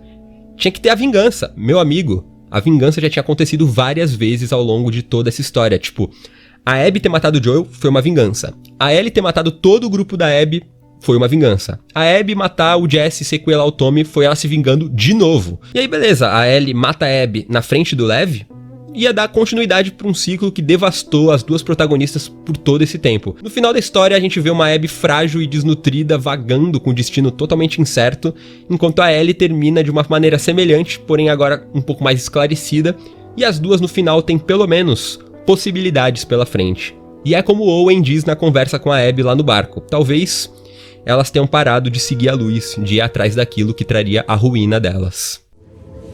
Vai ver, a gente parou de procurá-los. Pode ser.